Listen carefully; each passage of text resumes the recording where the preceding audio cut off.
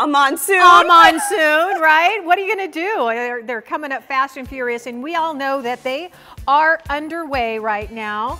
And as we've seen in the past, these storms, you know what, they can be deadly. So how can you prepare to keep you and your family safe? Well, you're in luck today because Kimberly McMahon is here, the Flood Control District of Maricopa County, and she has all the details and tips on how to be flood safe. And after a long night, you were out chasing storms last night. I know, I have a soft spot for the rain when it shows up for some reason.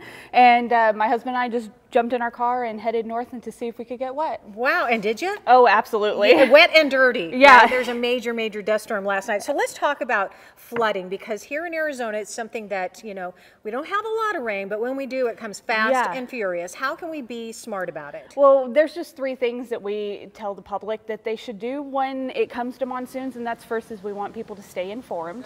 We want them to be prepared when it does show up, and then we want them to be flood smart once the waters are around. Okay, so and they come out of nowhere seemingly, right? Right. You could be, you know, just driving along and doing your thing. What is it that you guys are doing differently?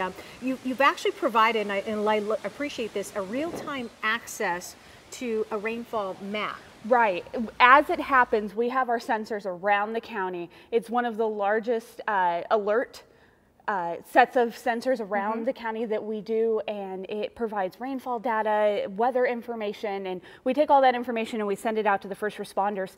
Wow. But at the same time, the public has access to it too. You can even get it right on your smartphone. It has a mobile version of it as well. I love that, and I'll give you that information in just a second. Let's talk about, because sometimes we do find ourselves in precarious situations, and you know, although we try to be smart about it, stuff happens, right? Exactly. You came up with a great idea, and I know the information is on your website as well, on how we can be better prepared by coming up with an emergency kit. Yeah, this emergency kit actually sits in my house. It's in a waterproof tub that comes in. I can lock the top. We want to make sure that we have 3 days worth of food and water. Okay. And water is going to be a gallon per person per day. Wow. And then you want to have food that's non-perishable, stuff that is canned, but if you make sure it either has a pop top or you keep yourself Oh, don't forget the can opener. can if you have opener, to. otherwise you're going Okay. to be hungry. The other things you can do is you can have ready-to-eat meals that you can buy and keep in your kit as well. Okay. You want to make sure that your kit is good for your family. So if you have younger kids, make sure that they have something that's going to, you know, keep them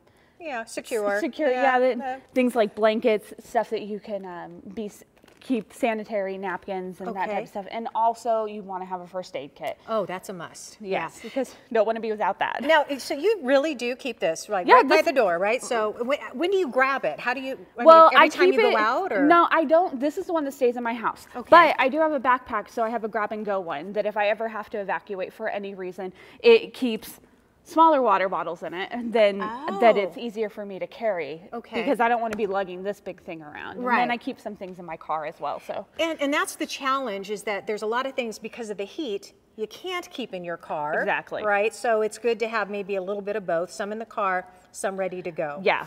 Okay, let's talk about you know, right now with with everything being so dry, those washes fill up really fast. Absolutely.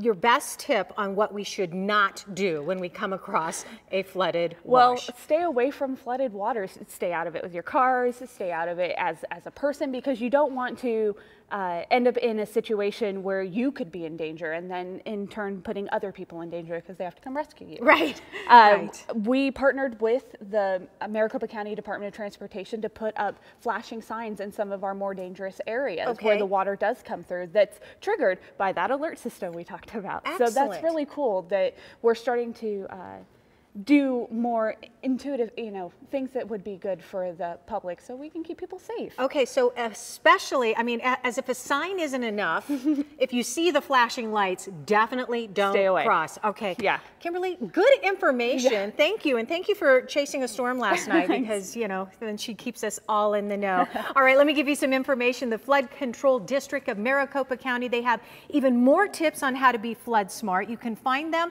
at fcd.maricopa.gov. And of course, the list of all of the stuff you might want in your emergency box. And for more information, you can even call them at 602-506-1501.